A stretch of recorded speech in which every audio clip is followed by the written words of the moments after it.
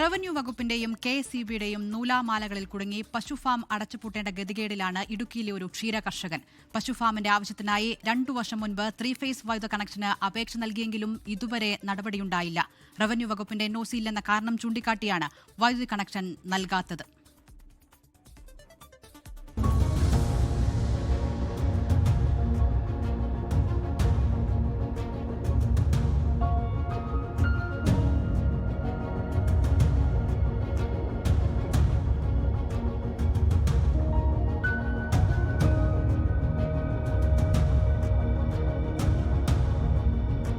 Bison Valley Josegiri സ്വദേശി കുര്യനാണ് 30 പശുക്കളുള്ള farm അടച്ചുപൂട്ടേണ്ട ഗതികേടിലേക്ക് എത്തിയിരിക്കുന്നത്. പുല്ലരിയാനും ചാണകമുണക്കി പൊടിക്കുന്നതിനുള്ള യന്ത്രം പ്രവർത്തിപ്പിക്കാനും 3 ഫേസ് കണക്ഷൻ ആവശ്യമാണ്.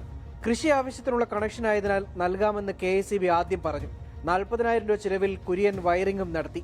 എന്നാൽ റവന്യൂ വകുപ്പിന്റെ നിരാക്ഷേപ പത്രം സമർപ്പിച്ചാൽ മാത്രമേ കണക്ഷൻ നൽകൂ എന്നാണ് കെഎസ്ഇബിയുടെ ഇപ്പോഴത്തെ നിലപാട്. 3 ഫേസ് കറണ്ടില്ലാതെ ഈ ഫാം മുന്നോട്ട് പോകില്ല. അതുകൊണ്ടാണ് നമ്മൾ പോയി അപേക്ഷിച്ചപ്പോൾ നിലവിൽ കറണ്ട് തരാമെന്ന് പറഞ്ഞു. ഞാൻ മീറ്റർ താങ്ങാനുള്ള സെറ്റപ്പുകളെല്ലാം 40,000 രൂപ മുടക്കി എല്ലാ സെറ്റപ്പുകളും മീറ്ററുകളും ചെയ്തു കഴിഞ്ഞു. പിന്നെ ഈ ചാണകം ഉണങ്ങാനുള്ള മെഷീൻ ഞാനിതാ നമ്മൾ ഇവിടെ എത്തിച്ചു കഴിഞ്ഞു.